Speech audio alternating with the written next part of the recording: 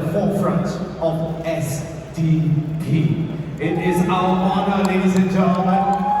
I know you've been waiting past your lunch. I know you are staying here because you want to stay here.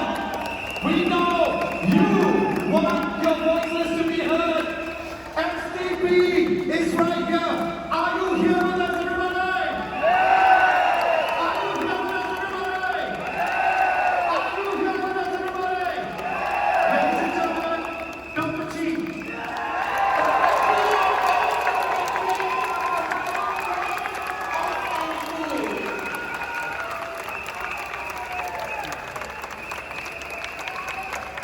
Let's do that again, ladies and gentlemen. Dr. Chee!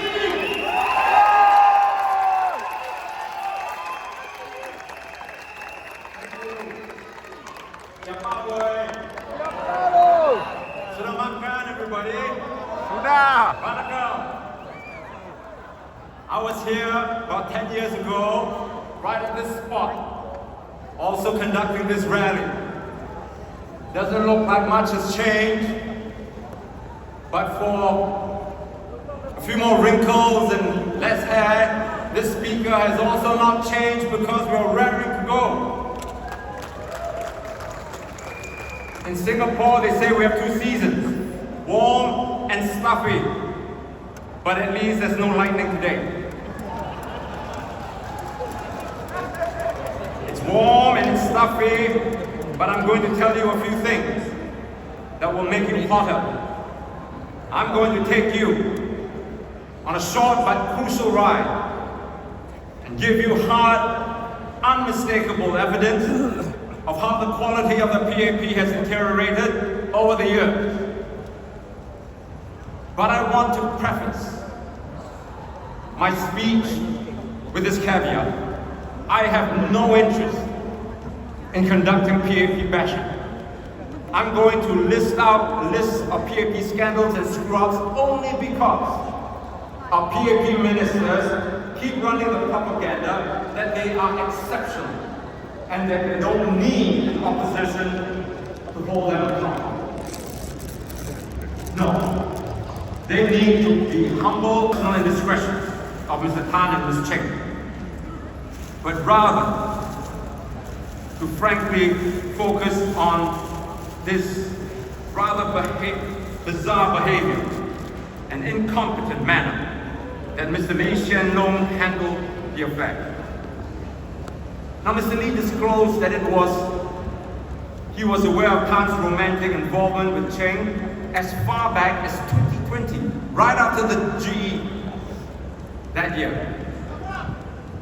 He said that he had confronted the speaker over the matter, but then he inexplicably allowed Tan to remain in his position for another 3 years. According to Lee, he wanted to give Tan and Cheng a softer exit. But Mr. Lee forgets that he is not some father addressing his children, but the Prime Minister of Singapore handling affairs of the state. I am reminded of another Lee who once said that whoever wishes to govern this nation must have that iron in him. The matter didn't end there.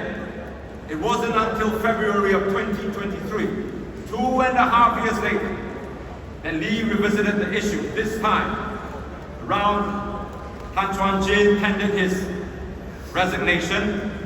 But get this, Lee then continued, despite that resignation, to allow Mr. Tan to remain in his post for another. Also, honorable mention, 2016, money stolen from one entity by then Malaysian Prime Minister Najib Razak, who is all now serving a lengthy jail term. I don't know if he's still in prison or not. But it found its way to Singapore, US $700 million to be precise. MAS Managing Director Ravi Menon said that the incident tarred Singapore's reputation as a financial center. You think? Then there was the money laundering from China in when they laundered more than $3 billion in Singapore. Now mind you, this is despite a wanted notice issued by China, by the Chinese government in 2015 for some of these individuals. And just a year later, another syndicate, this time from Japan, was accused of washing $600 million in Singapore. Now it is not for nothing that Singapore is now called the world's home. But the next matter I'm going to tell you truly beggars belief. In 2017, the Temasek Capital Offshore Review, or KOM, in a New York court, participating in a private scandal involving Petrobras, Brazilian oil company. The incident involved KOM paying $74 million in bribes between 2001 and 2014. It was one of the biggest scandals in U.S. history. KOM's parent company was Capital, whose board of directors was chaired by that time by former Minister Young. Remember, the bribes took place over a span of 15 years. Was there no auditing of the company's account? How did they reconcile them? Why didn't anybody question where the payments of the $74 million went to during the inquiry? Some had taken a very long time. Back home in Singapore, the CPIB issued only stern warnings to 6 former KOM staff and then unbelievably refused to name them. Then in 2018, news broke that hackers had stolen the personal data of 1.5 million patients in SingHealth's data system, a total of 160,000 patients, including the Prime Ministers, had their prescriptions stolen. The Committee of Inquiry found that rampant flaws within the system that was all mismanaged and inadequate. Now at about this time, what about Josephine Teo and Indrani Raja over the Accra fiasco when our NRIC numbers and other information were exposed? Believe me, there are other screw-ups which I can list out, but you have to go back to the office.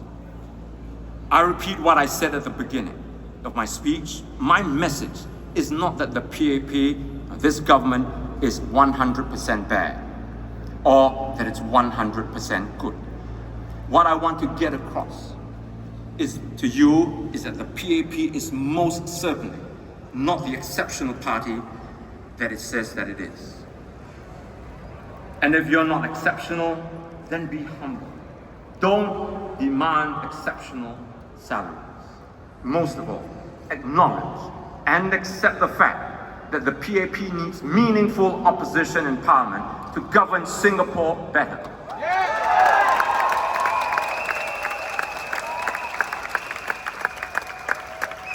The problem is that they say that because they are so talented, that they must be paid such astronomical salaries. If we don't pay them what they demand, then they might fall into the seductive hands of corruption. Think about it. Let me do this experiment with you. Try this. When you go back to your office after this, try this. Go into your boss's office and say, hey boss, double my salary. Otherwise, I might steal the company's computer. And then you see what he tells you. We must educate our ministers that corruption is bad and that if they are caught, there are consequences, period. We don't pay them exorbitant salaries to not be corrupt. We elect our leaders based on their moral rectitude. Anything less, and we are better off without them. In truth, ladies and gentlemen, the PAP is not the competent organization that it claims to be. When the party started off, yes, you could say that our first generation of ministers, they were capable and competent. But the quality of its present ministers, the younger set of leaders, leaves very much to be desired. For one thing, it has adopted many of the SDP's ideas like abolishing streaming, introducing universal health care, implementing retrenchment insurance, making sure that our businesses employ Singaporeans first, and nationalizing our kindergartens, and so on. The converse is actually true. The quality of Singapore's government will improve with more opposition, with constructive and compassionate. Down to, they want and demand a more democratic system, one where the government censors less and listens more. Unfortunately, it looks like Mr. Wong is not off to a promising start. For one thing, announcing the new boundaries and then calling elections just 1 month later, while all the egregious gerrymandering goes on, signals that Mr. Wong is cut from the very same old PAP cloth. My fellow Singaporeans, our nation stands at a crossroads. The choices we make today will echo far beyond our own time. Be bold, be brave, be on the right side of history. Let us lead, not for power, but for purpose. Let us lead, not for applause, but for a legacy that lifts Singapore. Let us lead, not with fear, but with faith in our people. Let us lead, not by clinging on to the past, but by focusing boldly in the future. Let us lead, not with narrow ambition, but with the wide and noble spirit of compassion that will truly leave no one behind. Now, more than ever, our country cries out for wisdom, for vision, for hope. Now more than ever, Singapore needs not just cleverness, but true leadership. My fellow Singaporeans, the future is calling. Let us answer it with courage. Thank you. Vote SDP. Thank you very much. Ladies and gentlemen, Dr. Chee. The man who has been called a liar, a cheat, but up to today he is still standing tall. Does he deserve to be in Parliament? Come 3rd of May, please vote Dr. Chee into Parliament because he will make sure there's no more sleeping member of Parliament in Parliament.